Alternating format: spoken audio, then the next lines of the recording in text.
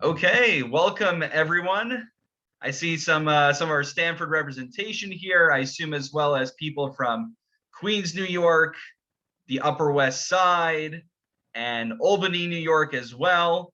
So I guess Arshul's that we have the diversity. We're bringing the Connecticut, so now it's a cross-state initiative that we have tonight. So thank you all for joining in our 4-week Elul series. I'm joined today with Rabbi Eli Buechler, Rabbi Benjamin Keene, and also Rabbi Kerbel, who will be with us, God willing, in future weeks.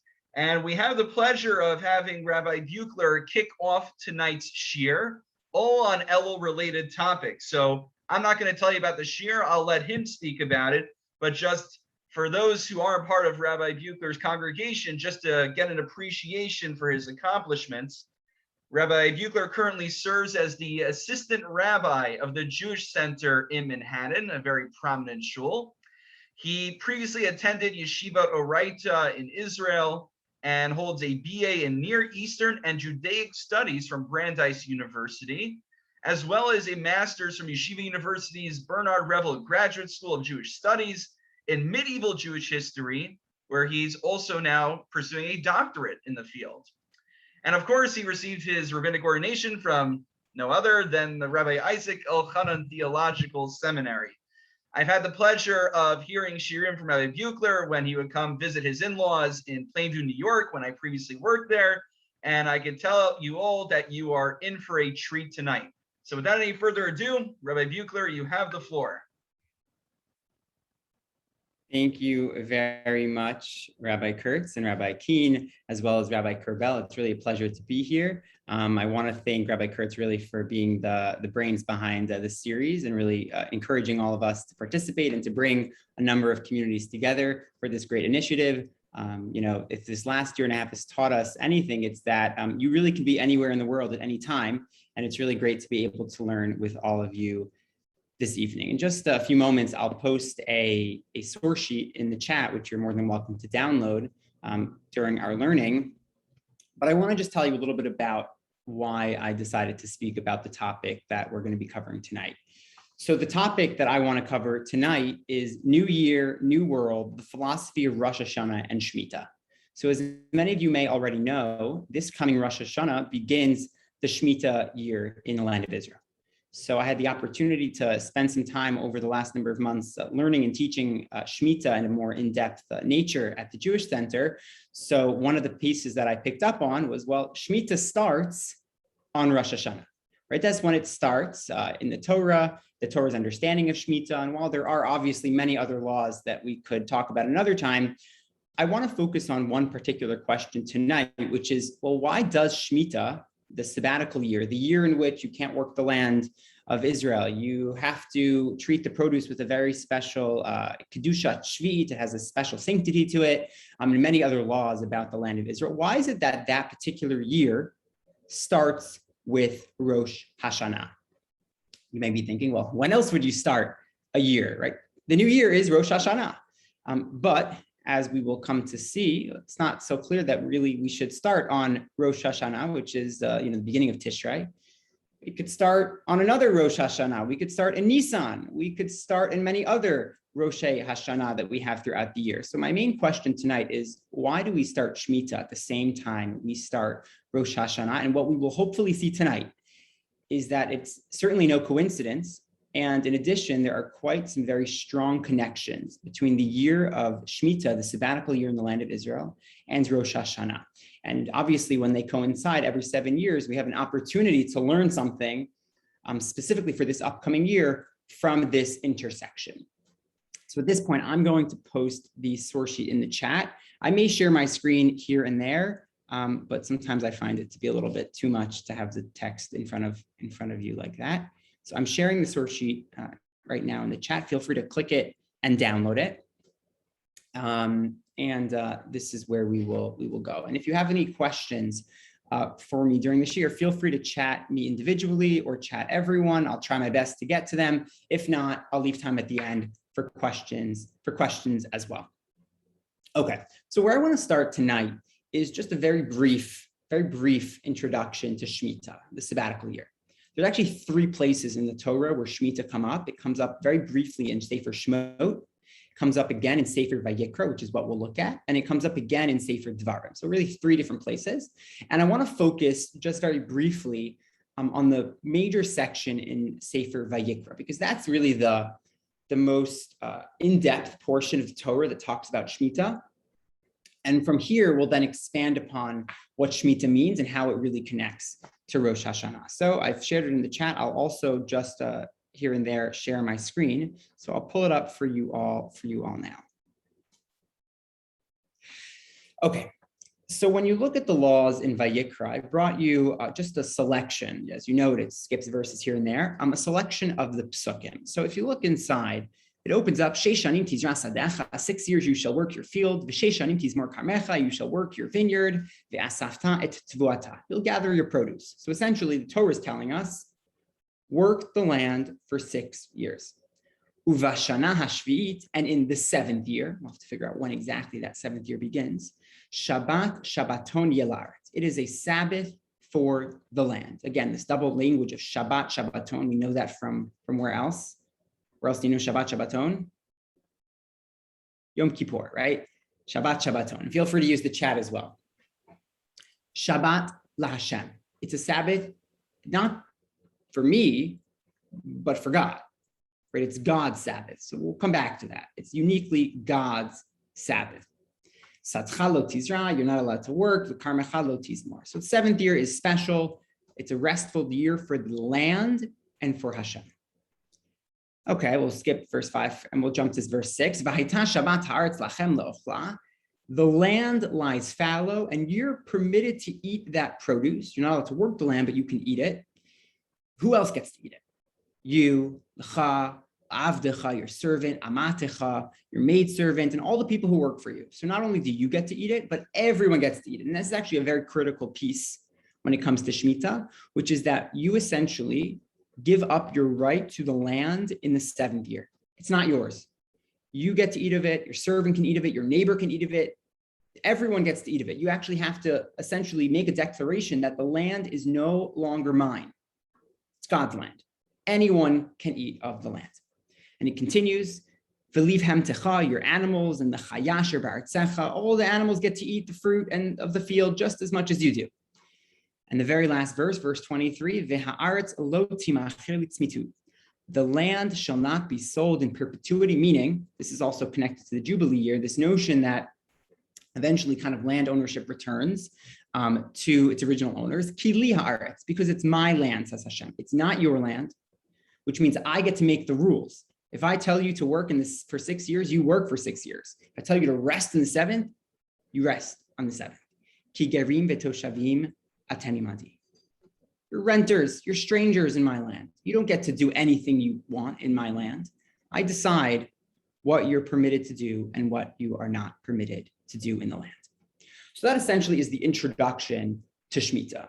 These are the psukim where Chazal go to town, right? There are many halachic midrashim here, so many. Most of Masechet Shvi'it, which is the Mishnaic volume, which is only in the Yerushalmi, not in the Bavli, as a Talmud text, is all about these verses. And these verses tell us a lot about Shemitah. A couple just highlight key points before we move on. One is that it's Shabbat la'aretz, Shabbat la'Hashem. It's a Sabbath for the land, a Sabbath for Hashem. It's ownerless, right? It's not mine, it's not my neighbor's. Everyone can partake in it. And essentially that everyone is not allowed to work the land as well during that particular year. So that's the introductory verses, which tells us what Shemitah is all about. And we're going to be coming back to pieces that I just brought up, but this should just be like the appetizer, and we're going to come back to it in a little while. Okay. So let's continue onward. So when thinking about when does Shemitah start, so I already kind of told you, Shemitah starts on Rosh Hashanah.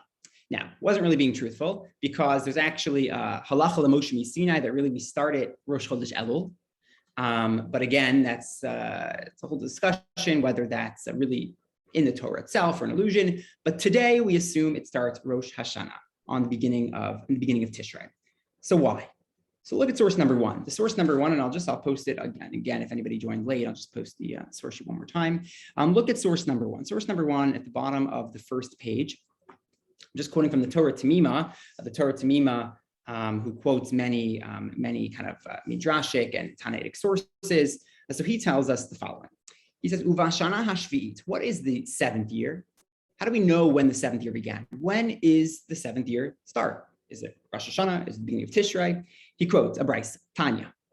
Be'echad betishrei Rosh Hashanah lishmitin. On the first of Tishrei, which you and I both know is Rosh Hashanah for Shemitah as well. Dichtiv uvashana hashvi'it. In the verse above and elsewhere, it says beginning of the seventh year, Shabbat Shabbaton yela aretz. And in Parshat Ekev, meaning in Dvarim, it says Mereshit Hashanah, that God looks over the land of Israel from the beginning of the year to the end of the year. They darshan out, Chazal darshan out. It means the beginning of the year, like we know it, with Tishrei. So essentially, it's excluding, let's say, Nisan, but we'll actually get back to that in a little while. The assumption by Chazal is Rosh Hashanah Lishmitin is the same as Rosh Hashanah Lishanim. It's the beginning of Tishrei, which is when we count the years from. It's when we count Shemitah. But look at source number 2. Source number 2 is a quite well-known machloket, which I've already alluded to, which tells us that Tanya, we have a brayso. Rabbi Eliezer Omer, B'Tishrei nivra ha'olam. The world was created in Tishrei, which is essentially how we understand creation. That's why all of our liturgy on Rosh Hashanah focuses on creation. Hayom harat olam. The world was created. But Rabbi Yoshua Omer b'Nisan nivra olam. No, the world was created in Nisan. Right, and there's many connections to that. The Gemara in Rosh Hashanah discusses proofs for both. We essentially, paskin essentially that it begins in Tishrei. But I'd actually want to raise the fact or potentially the observation that wouldn't it make a lot more sense to start a year that is surrounded by agricultural laws when the cycle of the agricultural year begins? When would you claim that the cycle of your agricultural year begins? When do you think the beginning of the cycle begins? Is it in the winter? Right, Tishrei is essentially the beginning of the end. Right, you're about to have Sukkot. You've gathered all your produce. That's the end of the season. Why should we begin the year of the sabbatical Shemitah in the winter? It would make a lot more sense to actually begin it in Nisan, in Pesach time, because Pesach is the very beginning of the agricultural year. That's when things are essentially first growing. That's when you have the Omer, eventually into Shavuos, and so on and so forth. So I'd actually argue that it makes a lot more sense to start in Nisan, and yet we don't. So one answer, and we could close this year, just exerce a custom, right? Vashana Shvit, it's the beginning. Chazal understand it. Rosh Hashanah, the Shemitin is the same as Rosh Hashanah Lishanim. We could end the year here, and that would be it. But what I'd like to suggest is that it goes a lot more deeper. It goes a lot more in depth. Chazal and the Torah recognize that there is something about the Shemitah year that connects it so crucially and so critically to Rosh Hashanah. And that's what we'll now spend the next few minutes involving ourselves within that question. That's the question I want to address tonight. Feel free, as I mentioned before, if you have any questions, to use the chat as well. And I'm happy to take those along the way. Okay. So in order to get there, we're going to need to use context clues. We're going to need to use clues that the Torah essentially provides us, especially in that very first source we saw, which was the source of Vayikra, which was the opening section we saw. And we're going to have to use some clues within that text to help us understand the deeper connections between Shemitah and Rosh Hashanah. So to get there, I want to start with the Ramban, Nachmanides. So if you look at source number 3 at the very bottom of your first page in the source sheet, what is the Ramban? What does Nachmanides say? So I'll read it inside, part of it inside here. He quotes a brayso. At the very beginning of the line, in the middle, it says Shabbat LaHashem in the bold. It is a Sabbath for Hashem, which we saw was a reference to what? Shemitah, Shabbat LaHashem. What does the Ramban note? Kashem shenamar b'Shabbat bereshit. But wait a minute, whoa. Not only does Shabbat LaHashem appear by Shemitah, where else do we see the same language of Shabbat LaHashem? By the Sabbath of creation, by which he means Shabbat. Meaning when we talk about Shabbat in none other than the Aseret HaDibrot, we reference it as Shabbat LaHashem. Kach ne'emar b'Shvit Shabbat LaHashem. And we'll look at this more in depth in a moment. So what does this mean? What's this connection mean? Why do we say Shabbat LaHashem both by Shabbos in the Aseret HaDibrot, but also by Shabbat and Shemitah? Shabbat LaHashem Elokecha Hamur b'Shabbat Bereshit, the Shabbos that is for Hashem, that is referenced in Shmo, in the Aseret HaDibrot. What does the Ramban say? Kivo Shabbat v'inafash. The whole purpose of Shabbos is to rejuvenate oneself. V'inafash. Ve'alkein lo ta'aseh kum lacha. Therefore, we don't work. We rest on the seventh day of the week, on Shabbat, in order to rejuvenate ourselves. God says, work for 6 days, rest on the seventh. Ulekach amru ki kein ne'emar b'Shmita. So too, says the Ramban, is what the Torah means by Shabbat LaHashem in Shemitah. Ki hi shvi'it bashanim. What the Ramban points out is you have a parallel structure, which perhaps may have been somewhat intuitive, which is that we work 6 days of the week and we rest on the seventh. We work 6 years and we rest in the seventh year. We don't get to work the land. We just get to essentially enjoy that which God has provided us. Vayinafash on Shabbat, and on Shemitah, we enjoy the produce, the kedusha of the produce, but we can't work it, right? Just as you work for 6 days to create a nice Shabbos meal, Friday you work extra, you get to involve yourself in preparing for Shabbos.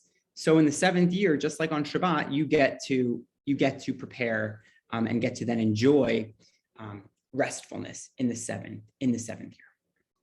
So says the Ramban, and we're going to come back to some of the pieces the Ramban mentioned because he really gets the ball rolling when it comes to connecting Shabbos to Shemitah. We haven't even gotten to creation or to Rosh Hashanah yet, but at least we can start with Shabbos and Shemitah. That's our starting point.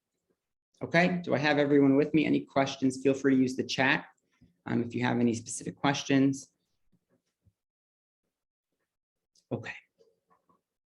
So part of the way in which we're going to kind of see a broader picture of this whole notion of Shemitah and Rosh Hashanah really connecting in a very deep way is we have to look at a couple of clues. Right? We have to look at a couple of clues that the Torah gives us and that Chazal provide for us as well. So one of them that I want to look at is a theme about exile, galut. So you might say, what does exile have anything to do with the conversation that we're having? Shemitah, it's about agricultural laws. Shabbos, it's about resting. You want to talk about galut? That was a Tisha B'Av shir. Why am I talking about exile at this juncture? So it's not me, it's Sefer Vayikra. In the same couple of prakim that open up about Shemitah, the massive portion about Shemitah is in Parshat Parshat Bahar, and then later we learn in Bechukosai all about the Tochacha.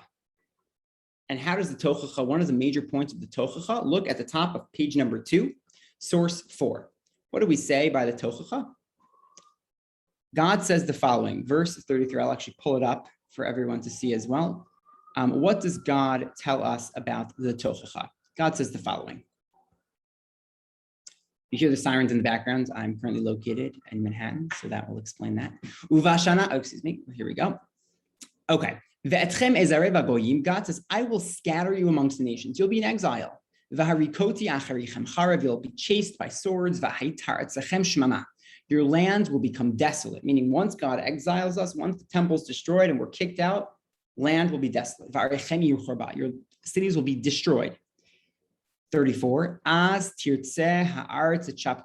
Finally, then will the land be able to rest, to enjoy its Shabbatot, meaning its Shemitah years. Notice how the Torah uses the word Shabtoteha, it's Shabbat, when it comes to Shemitah. Kol Yemei Hashama, all the days that the land will lie desolate, meaning whenever you're out of the land, you've been kicked out, that will be the time. As Tishvat Haaretz v'Hirtzata Chaptoteha. Finally, the land will be able to rest for all the years you did not properly observe the Shemitah. Last verse. Kol Yemei Hashama Tishbot, all the time that you're out of the land and it's desolate, the land will finally rest. It won't be worked. For all the days in which you dwelled upon it, note the pun, b'shiftechem, the time that you sat in the land, b'shabtoteichem, that you didn't observe the Shabbatot. So the Torah in the Tochacha explicitly connects a sin of not observing Shemitah with exile. Now, it seems quite drastic, and we'll get back to that in a moment, but note that for the Torah, one of the major reasons we get exiled from the land of Israel, and according to the Ramban, this is specifically by Rishon, which makes sense because it was only Midoraisa during that time period. It's a much larger discussion, but essentially, Shemitah, the lack of observance of Shemitah caused our exile, which is why this parsha comes immediately after the parsha about Shemitah. And it's why the Torah specifically tells us all the years that you didn't keep Shemitah, you will be in exile. I'll note that if you look at Rashi on this text, which I didn't bring before you, Rashi actually, it's quite long. Rashi goes through and does the math. He says, okay, they entered the land in this year and they were there for that many years. It equals 70 years, which equals the amount of time they didn't keep the Shemitah. And it goes through it, essentially telling us that literally year for year in exile was equal to the years that we did not properly observe the Shemitah. Wow. Right? I would say avodah zarah, gilui arayos, murder, a couple agricultural laws. Like, seriously? That's what's going to get us into exile? It's quite strong language by the Torah. So why is the Torah's assumption, and this is not even a Ma'amar Chazal, this is the Torah. Why is it that the Torah assumes that this is such a grave sin? So to understand that, I just want to look first at the Gemara in source number 5. The Gemara tells us in Shabbos, why was the first temple destroyed? Va'avon gilui arayot va'avodah zarah, sexual improprieties, avodah zarah, idolatry, v'hashmatat shmitin v'yovlot, not properly keeping Shemitah or Yovel, galut ba'al olam, exile came to the world. Why? What is so bad about not keeping Shemitah? Kilayim is bad too, Shatnez is bad too, but we don't say that here. Source number 6, the purpose, the reason that Shemitah is so critically important. The Gemara expounds upon, and it really becomes obvious essentially once you see it and you look it back into the text. Look at the Gemara in Sanhedrin, source 6. Amar Kadosh Baruch Hu Yisrael. God essentially tells the Jewish people, Zaru Shesh, plant seed, work the land for 6 years, V'hishmitu Sheva, rest in the 7th year. Kidei sheted'u sheha'aret shelihi, in order that you know that this is my land. What's the Torah telling us? What's Chazal telling us? If you don't keep the year of Shemitah, you're essentially saying, it's my house rules. Right? It's like you go over to somebody else's house and you decide to do whatever you want. If you go to somebody's house and they say you can't wear shoes, and you wear shoes. So get out of my house. We don't wear shoes in my house. So, you're going into God's land and you're telling him that I'm going to work in the 7th year when God explicitly prohibits work in the 7th year. God says, guess what? You broke the terms of your lease. You got to get out. So essentially, Chazal are embodying in this statement what's already quite obvious from the text in the Torah itself, which is that the Torah obligates us to keep the 7th year, to rest in the 7th year. And the purpose is to recognize that God allows us to live in this land with the condition that we may not work it in the 7th year. The moment you start working it in the 7th year, you're telling God, this is my house, not yours. Galut ba'al olam. What do you do when somebody breaks the rules in your own house? You kick them out. They're out of the house. Hashem says to us, you are kicked out of my home. Haaretz shelihi. This also kind of brings a funny twist, perhaps, to the famous statement or song, perhaps, in modern Israel, Eretz Yisrael sheli yafa v'gam poracha, right? Perhaps the Gemara or Chazal would say, not exactly Eretz Yisrael sheli, rather Eretz Yisrael shel HaKadosh Baruch Hu, right? So essentially, we always have to remember that it's Hashem's land, not ours, which comes with a whole nother slew of responsibilities. So it's my land, it's Hashem's land, with a capital M. It's Hashem's land, and that means we have to follow the particular laws. I will just mention offhand, if you look at source number 7, another major reason of Shemitah, the Rambam says it inside. You can read it at your own pace. It's in the English, in the Mor Nevuchim, the Guide for the Perplexed. The Rambam tells us that one of the additional reasons for Shemitah is a great equalizer among people of different stratums of society. right? It breaks down hierarchies. How? Because I'm not allowed to own the land, which means my servant, my slave, anybody who was below me on the social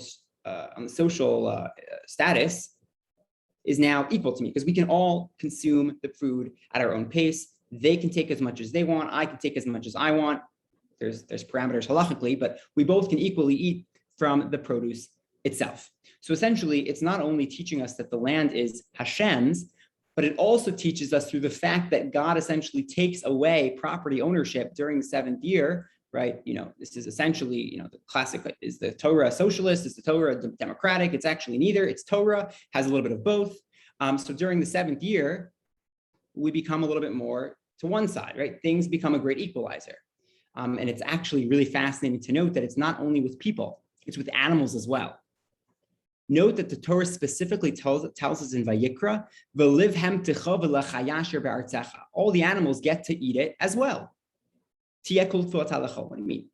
Like the animals know it's mine versus my neighbors in a regular year? No, it's the Torah is emphasizing that animals, human beings, are coming much more in line with each other. Never are animals above or equal to humans, never. But the fact that humans and animals may be a little closer in the year of Shemitah. So that's a really important point to make, which also happens somewhat on Shabbos, right? Because who can't work on Shabbos? Your non-Jews or animals can't work for you on Shabbos, right? We're so used to the notion of a Shabbos goy, right? Oh, they do work. It's not really true. There are many things that a Shabbos goy cannot do for you on Shabbos. So essentially, on Shabbos and Shemitah, people, animals, Jews, non-Jews, everyone in the animal kingdom, in the hierarchy of people, essentially become equals to an extent during the year of Shemitah. I see some comments in the chat. We'll definitely come back to Harvey's comment. Shvichas damim, why is it omitted from that list? That's an excellent question, which maybe we can talk about at the end. I want to get sidetracked here. Okay, so I want to now just draw your attention to a comment. It's a small comment. We're not going to read the whole thing inside, from the Shem Mishmuel. If you turn to the very top of page 3, the Shem Mishmuel of Shmuel Bornstein, the Sachet Rebbe, died in the early 20th century. So he obviously has a mystical, approach as a Hasidish Rebbe, but he points out something very important about Shemitah, which I think we're about to see, and it's, in my opinion, very pshat oriented. Yet it's couched in this like mystical language. But if we kind of pull apart some of the mysticism and look at the pshat, it actually becomes very clear to us. If you look in the bold. So he says the following, and I've already said kind of the first part outside. When it comes to the inheritance of the land of Israel, source number 8, very top. God essentially gives us a 7-year lease. We get to work it essentially for 6 years. God gives us a 7-year lease, which means God kind of decides if we keep the Shemitah year, he'll sign us on again. If we don't keep it, he essentially is going to deduct years from our ability to live in the land. So essentially, not keeping Shemitah infringes upon our rights to live there, because God isn't taking it away from you. But he says specifically, le'ovda u'leshomra, right? We go into the land of Israel to work it and to protect it. Ve'al kain bishnat hashvi'it shava haaretz. The land returns lehanotein. It goes back to God, the giver, and anybody who eats of its fruits, mishulchan gavoa kazaki. It's as if they are eating literally from like the temple, which is to say that all the fruit and produce in the 7th year that have grown in the 7th year have kedushat shvit. They're sanctified, which means there are specific laws. It's usher to export them. It's usher to destroy it. It's usher to throw it out. It may even be a mitzvah, according to the Ramban, to eat it. A lot of rules about it, because it's similar to when you're in the temple and you're a Kohen, you have very specific rules and regulations. So in the 7th year, it's not mine, it's not my neighbors. We kind of are equal shareholders at the table, because it's God's table. So God says, you get to eat of it, and this is how it's done. So the 7th year, like the Rambam said, it's a great equalizer, but I want to focus on one specific comment of the Shem Shmuel, which is le'ovda u'leshomra. when we come to the land of Israel, God essentially says you get to work it and you get to protect it. Now that language of Le'ovdav L'Shomra obviously sounds familiar from a very different story, the story about Gan Eden. We're going to get back to that story in just a moment, which is going to now connect Shemitah, Shabbat, and the creation of the world. And obviously, Rosh Hashanah becomes the day in which we commemorate Briat HaOlam, the creation of the world, the creation of mankind on Aleph Tishrei. So I want to look at source number 9 before we jump into the texts about creation. But one more Ramban, if you permit me, one more Ramban before we jump into the next piece here. So the Ramban says, also in Vayikra, he notes the following, just as a conclusion to our first piece here, that essentially, we'll look in the underline, God specifically argues that exile comes to the Jewish people if they do not properly keep the Shemitah, because in the underline, and God is very stringent with the Jewish people when it comes to the prohibition of working the land, let's say during the Shemitah year, meaning we have a very harsh punishment. Why? Whoever does not believe in Shemitah, whoever does not keep the Shemitah year, such a person clearly does not testify and does not believe that God created the world, nor do they believe in the world to come. It's a very drastic statement. I'll just focus really on the first part, which is to say, if Shemitah is God telling us, rest in the 7th year because I have gifted you this land, and the gift comes with a precondition, which is that you must rest every 7th year. So the 7th year is clearly correlated to the 7th day of the week. Ramban mentioned it earlier, and we will see in just a moment that this is not just the Ramban, this is actually like explicit parallels in the Torah itself, which we'll look at in just a moment. But what the Ramban is telling us, and this will get our antennas going for when we look at the text itself, not observing the Shemitah year is like not observing Shabbos. You would never just say, I'm not going to observe Shabbos this week because it's a hard week. You would therefore never say, I'm not going to observe Shemitah this year because it's been a hard year. Shemitah and Shabbos are intertwined. Shabbos is Zecher L'Maaseh Bereshit. In every place that we talk about Shabbos in the Torah, and that it references Zecher L'Maaseh Bereshit. Creation, God rested on the 7th day. We rest on the 7th day. God created some sort of cyclical nature in the world. 6 years, the 7th, we rest. So to see that inside, I want to turn your attention to page 4. I'm going to pull back up the source sheet to see it, because this is going to be kind of a critical point to see inside. Scroll down over here. Okay, source number 10 is exactly what we've already seen. We've actually seen this before. That was the first source we opened with, Vayikra verses 3 through 7, and then also verse 23. But what we're going to look at this very moment is the same source with color, right? So we moved out of black and white, we moved into color television, and that's going to be important because of the parallels that it will make between Vayikra and Shemot. This is not my own insight. I saw this, Rav Aaron Lichtenstein Zitzal has an article in a sefer that was known as Kedushat Aviv, which talks about various articles on the sanctity of the land of Israel, sanctity of time, and one of them is about Shemitah and Yovel, and he points this out, as does Rav Rimon, quoting his Rebbe in his famous sefer on Shemitah. So here we see it. Again, we've seen these verses, but now I want to show you the parallels. 6 years you have to work the land in the land of Israel, and on the 7th you rest. So the first verse is just about working. In Aseret HaDibrot, Zachor et Yom HaShabbat lekadsho, Sheshet Yamim ta'avod ve'asita kol melachtecha. First opening, 6 years, 6 days, you gotta work. That's the opening, the introduction. Then what happens?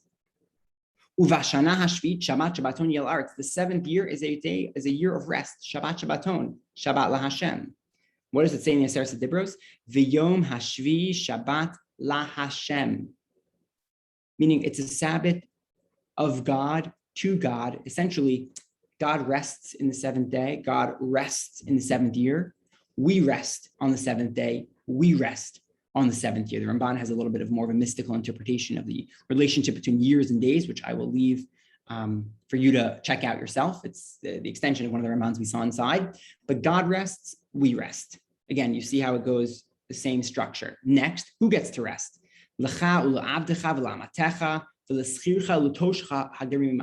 who works for you gets to rest. We know this from Kiddush.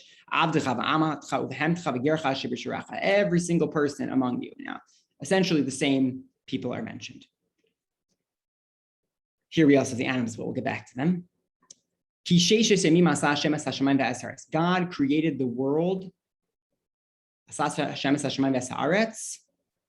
And what's the parallel in Shemitah? Kili Haaretz. Shabbos, God created the world. And by Shemitah, in Vayikra, it specifically tells us, Kili Haaretz. This is my land. You keep Shabbos because it's my land and I created the world. You keep Shemitah because it's my land and I created the world.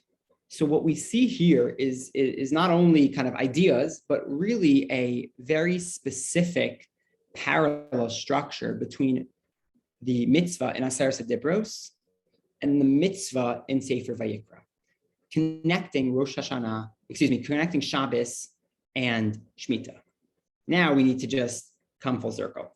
How do we connect Shabbos and Shemitah essentially to Rosh Hashanah? So it's obvious on the one hand, and the other hand, we're going to just look at a few verses to connect it all. On the one hand, well, Shabbos is a commemoration of the creation of the world. Right? We keep Shabbos because God created the world in 6 days and rested on the seventh. And that is commemorated in Tishrei. That's when we commemorate that God created the world. Hashem nivra ha'olam. But there's a little bit more to it. And for that, I want to show you the last few pieces here. Scroll down here. In Sefer Bereshit, chapter 1, verse 29, what do we say? We say here the following. When God created the earth on the sixth day of creation, Vayomer Elokim, Hinei natati lachem et kol esav zorei azer. God says to humanity, I've given you all the vegetation in the world to eat. But remember, we can't eat meat. Asher al pnei kol haaretz ve'et kol ha'etz asher b'fri eitz zorei azara lachem yihiyeh le'ochla. It is for you to eat. Who else gets to eat vegetation?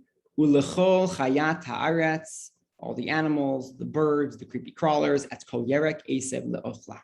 If you were to look in the 6th day of creation, the language lachem yihiyeh le'ochla, chayat haaretz, et kol yerek esav le'ochla, and it's a little, you just kind of have to jump up here. Almost exact language is used in Shemitah. Kol tvuata le'echol, the Shabbat haaretz lachem le'ochla, meaning that which rested on Shabbat, the vegetation is for you to eat. And it's important to note that Shemitah is agricultural in nature only. It has nothing to do with animals in the sense that it's not like we say that you can't shecht animals in the 7th year. It's specifically about the agriculture, because what we're doing is we're returning to the 6th day of creation. We're returning to a time when vegetation was at the center of our consumption in the world that God created for us to observe his laws, but specifically where Vaikach Hashem Elokim et ha'adam vayinicheu v'gan Eden le'ovda u'leshomra. God placed humanity, man, and then eventually Chava, into Gan Eden le'ovda u'leshomra. When we were in Gan Eden, we ate from the vegetation on the 6th day of creation. We kept it. We were supposed to keep up the land le'ovda u'leshomra. And perhaps I don't think it's a stretch to assume that le'ovda is some sort of active labor, le'ovda, to work, and l'shomra is a little less active. It's like protection to an extent. So in some sense, 6 days of creation, 6 years is avoda. And perhaps the 7th is almost like a shmira, is a protection. And we kind of see that as well in Gan Eden, which is that we can do certain things, we can't do other things. We had to tend to the land, but it wasn't so necessarily the case that we were going to have to exert ourselves. And how do we know that? Because the curse of Adam when he leaves is that right? That you have to work for it. So what do we not do in the seventh year? We don't work for it because God says, I'm giving you a gift, which is called Shemitah, where you return to a pre-exilic life, when you lived in Gan Eden, which means you get to live in the land. You don't have to you don't have to work and exert yourself in order to keep and sustain yourself. I'm going to bless you in the sixth year to have double portion in the seventh year. And that ties very nicely into the notion of exile. By not properly observing the Shemitah year, exile bala olam. We get kicked out of the land of Israel. By not properly observing le'ovda u'leshomra in Gan Eden, by eating from the Eitz Hadat Tov V'Ra, we get kicked out of Gan Eden. So essentially what God is saying is we have a new Gan Eden, it's called Eretz Yisrael. You have to keep the laws properly, and if you don't, you're just going to start this whole cycle once more, which is exile. And then, eventually God will permit us to have another chance, but the point of Shemitah is essentially to return us to a state of sixth day of creation when we lived in Gan Eden, and we had the opportunity to observe special mitzvot that God provided for us. So when I opened, I wanted to know, right, why do we keep Shemitah in this time of year, Rosh Hashanah, Tishrei, right? It would make a lot more sense to have the agricultural cycle, which really starts with Nisan, right? Pesach is the beginning of the agricultural cycle. Sukkot is the end. Why do we start Shemitah at this very juncture? And I will add something which you may not have known before, which is that any produce that was growing in the sixth year, but that continues to grow into the seventh year, but majority of which grew in the sixth year, like you had a vegetable or something. So Mida Oraisa, it's not Kedushat Shvi, meaning because even though it grew in the seventh year, most of it was in the sixth, which is implying that it's not really about the agricultural cycle. It's about this particular juncture of time between Rosh Hashanah and Tishrei until Rosh Hashanah and Tishrei, because we are trying to reenact something that happened some 5,000 years ago. We are trying to reenact what it meant to live in Gan Eden, and that opportunity comes at a very specific time of year, which is Rosh Hashanah Aleph Tishrei. That's why we begin Shemitah at this very juncture. We have the opportunity, and with this I'll close and then open it up to questions. We have an opportunity this Rosh Hashanah, like every Rosh Hashanah, to do tshuva, to return on an individual level, and certainly on a communal level. But this year, more so than any other of the 6 prior years, we have the opportunity to take that tshuva a little bit further back in time. We have the opportunity to span history back to the very first people in our history. And Shemitah gives us that opportunity to re-engage the mitzvos that God gave us in Gan Eden and to reenact them in the land of Israel today. Now, most of us are not located, if any of us are not, we're not located in the land of Israel. So certainly we can't observe Shemitah in the same sense that somebody in the land of Israel can. But I think the principles still hold true, which is to say, perhaps this year more than any other, we should think not only about ourselves and our own tshuva, but a communal tshuva, a national tshuva, a universal tshuva that brings us back to that very moment in the essentially the conception of the idea of mankind that brings us all the way back to Gan Eden. I wish everyone a Shana Tova Metuka. I'll be happy to open it up to questions. I think we can probably also maybe do some unmuting as well. Thank you all.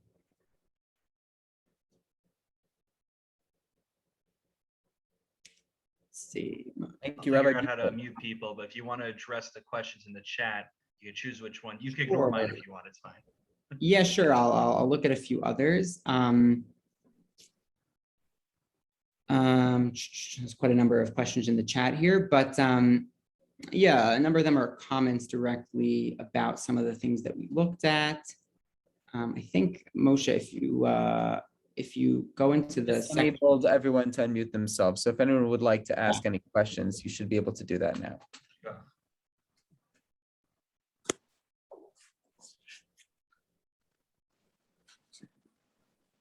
Rabbi, Yes. I put a question in the chat if you would like to address it. Sure. about- Do you mind just reminding me of the question? I'm just maybe hard to scroll through.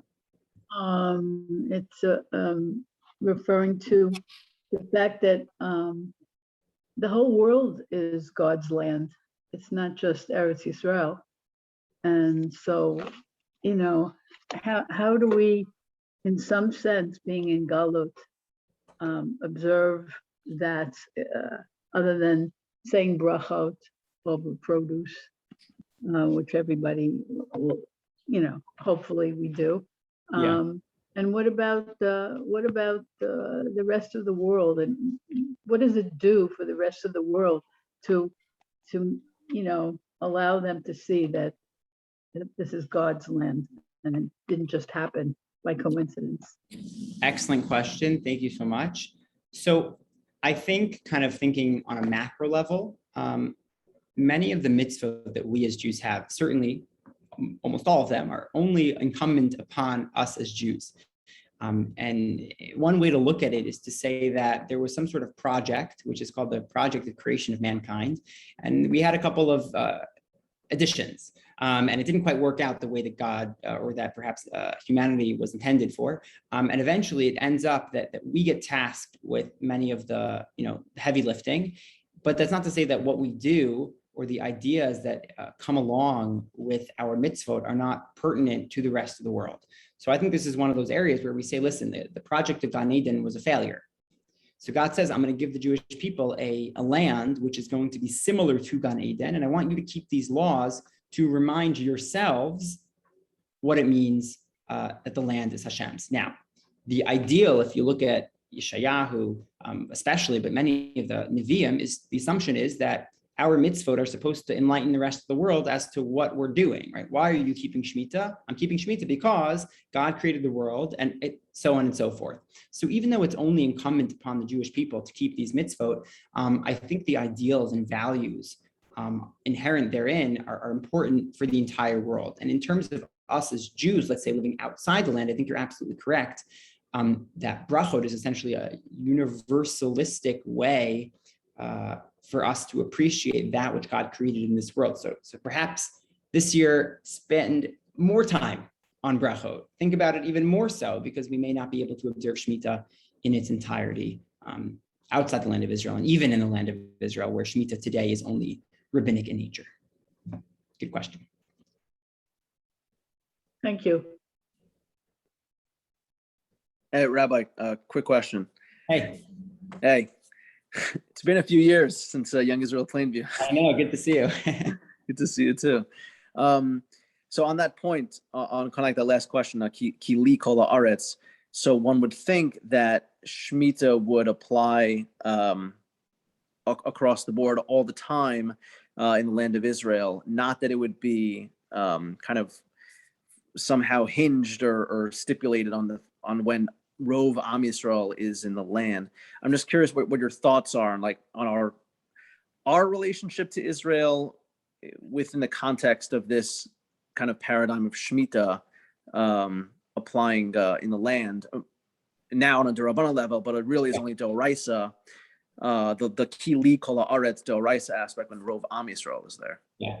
So what Sam is pointing out here, thank you for that question, is that today we only observe Shemitah on a rabbinic level in the land of Israel, right? Since the Jews were it's machloket, but since Jews began the exile, even before the destruction of the first temple, think of the 2.5 tribes, the 10 northern tribes. Once those exiles began, based upon verses in the Torah, Shemitah was no longer biblical in nature. It was only rabbinic in nature. So essentially, so why? Meaning, why should it matter that only 40% of the Jews live in the land of Israel? Like, shouldn't the message of ki li kol haaretz still exist? So the answer is yes, it should still exist in the sense that the message still exists, which is why Chazal created this notion of keeping something on a rabbinic level. But I guess your question is, well, why doesn't Hashem, on a Torah perspective, still obligate it? And I think that may have to do with the fact that we as a nation are tasked with very specific goals. And that certain national tasks are just impossible when the nation is not whole. You could perhaps add into that mix certain mitzvot regarding kingship, or certain mitzvot even regarding a couple of other agricultural laws, which is to say that Jubilee, obviously, which is connected to Shemitah, which is that we require the whole nation, like the whole being, to be unified before we as a nation can recognize God's land in a specific kind of halachically observant fashion. we're so used to, I think, as Jews in living in Galut, as having mitzvot that apply to me, and I keep them on a very individualistic level. It's almost like a capitalist approach to mitzvot. But essentially, when we think about the nation or mitzvahs that apply writ large, you require like a majority of the nation, because otherwise it's you don't have a minyan, right? You need the minyan essentially to collectively on a deoraita level exert power to be able to show that this land really isn't mine and that it's Hashem's. Chazal understand that they want us to still remember this, so they give us dirabbanans. But it's certainly not the same as having the entire nation in the land of Israel itself.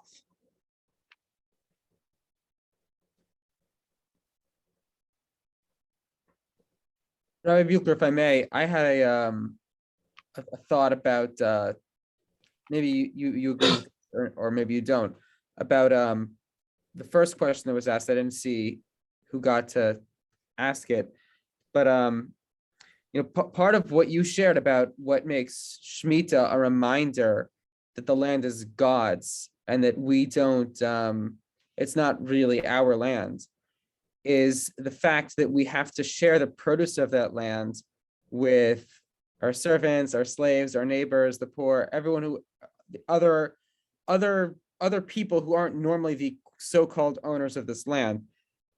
So I've sometimes tzedakah is a way of recognizing that same idea that what the wealth that we have isn't really coming from God. Do you think maybe that could be like a way to sort of recognize this idea of Yeah, I definitely agree with everything Rabbi Keen said, and I think especially there's a storied tradition of Jews living outside the land of Israel, supporting especially farmers in the land of Israel who want to properly observe Shemitah. It's very challenging today to keep Shemitah in the land of Israel.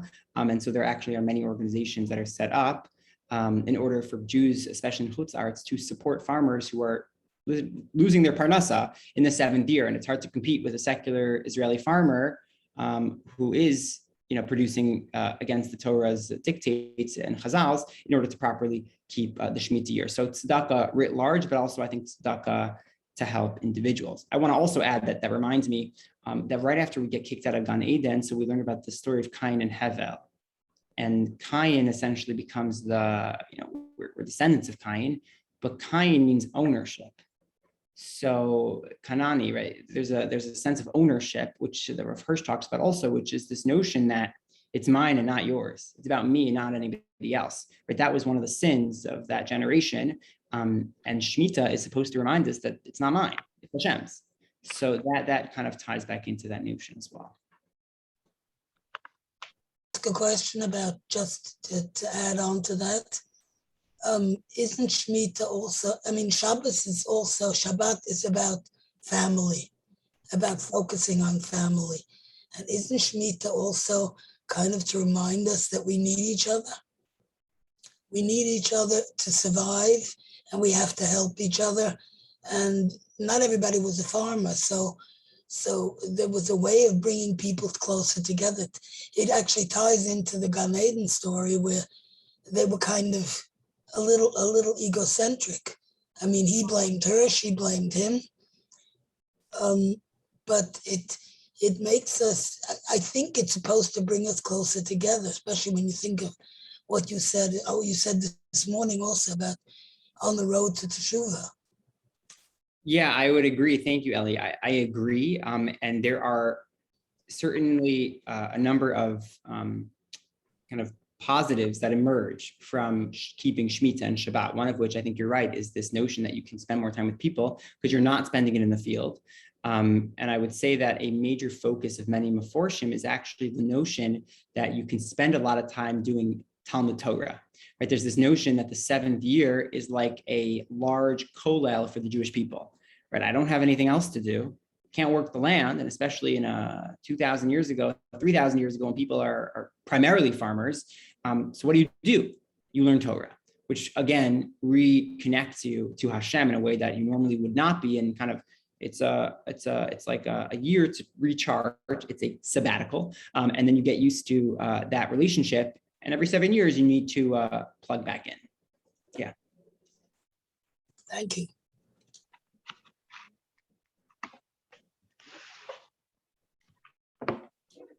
Any other questions? Huh? Well, Rabbi Buechler, I think that's a beautiful note to end on. And I'm sure you know your email is relatively public if anyone has questions to reach out. But thank you so much for kicking off this series. And again, it's really a privilege to have Rabbi Buechler, and then we'll have Rabbi Keen, Rabbi Kerbel, really old stars, up and coming stars in the modern Orthodox rabbinate. Somehow I was thrown in there as well, but Yasher Koach on collaborating. And we look forward to seeing all of you next week, Monday night, 8:30 as well. Yasher Koach, and have a wonderful evening. Yasher Koach, Rabbi Buechler.